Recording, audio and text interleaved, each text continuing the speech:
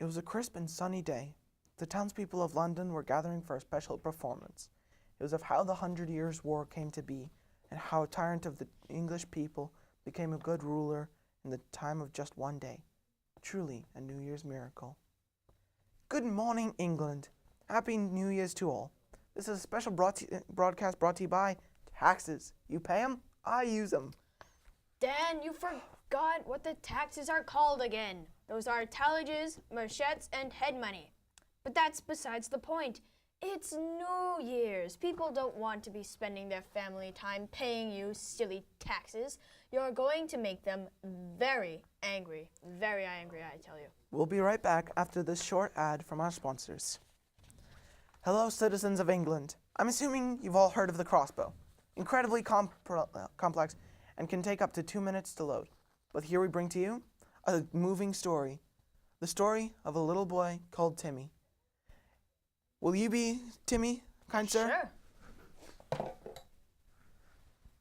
Little Timmy was sound asleep with his beautiful new longbow, when suddenly the door was busted down by a huge barbarian.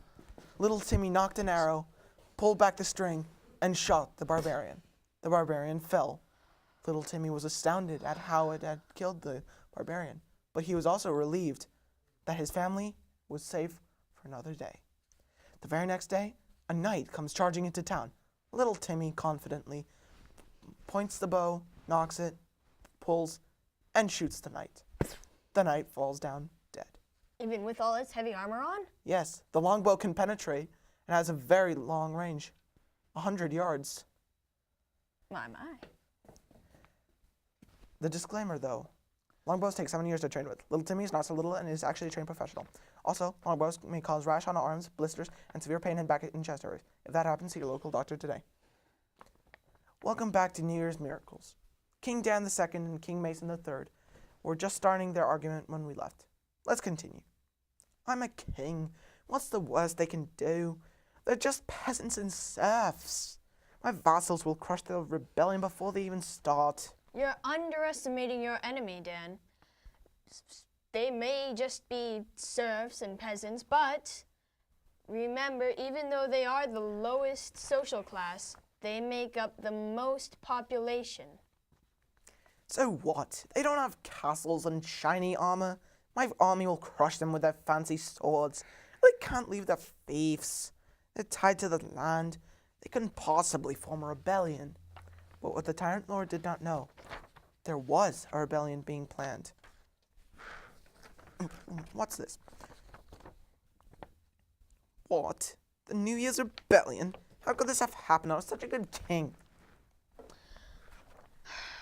No, Dan. You weren't. No matter.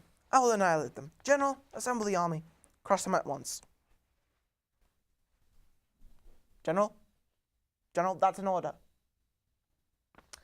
Like I said, the taxes and long work hours have made the people very angry. My royal guard will deal with them. What? What is this? Traitors! Traitors, I say.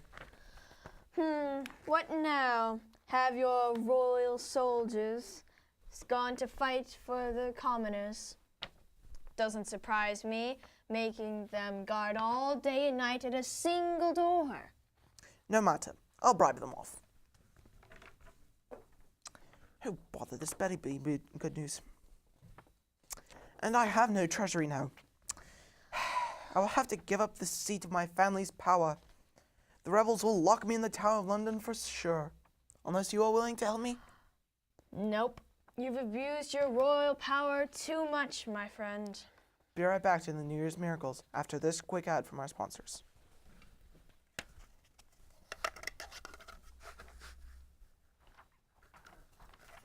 Hello to all.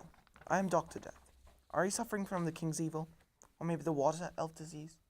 How about St. Anthony's Fire Epidemic? Or what about the Dancing Plague? I have been known to cure all of the diseases with various remedies. Even though the populace gave me the silly nickname of Dr. Death, I have saved countless lives. If you are suffering, please stop by my clinic and I will heal you. Despite what the good doctor says about remedies working, he has a live-to-death ratio of 1 to 20, hence the name Dr. Death. Most remedies are incredibly disgusting and completely useless. He also goes around wearing a silly mask and a ridiculous cloak. Welcome back to the New Year's Miracles.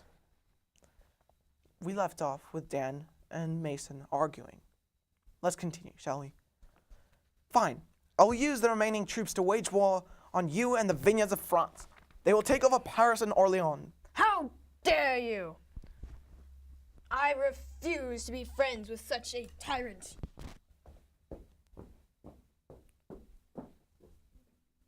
Secretly, the tyrant lord didn't really want to declare war on his friend, but his frustration with this horrible situation that he'd gotten himself into had forced him to acts of desperation. He regretted it almost a second later. He prayed to God for hours until it came to him. He decided to give the peasants a higher salary, more rights, and the ability to move freely from manor to manor.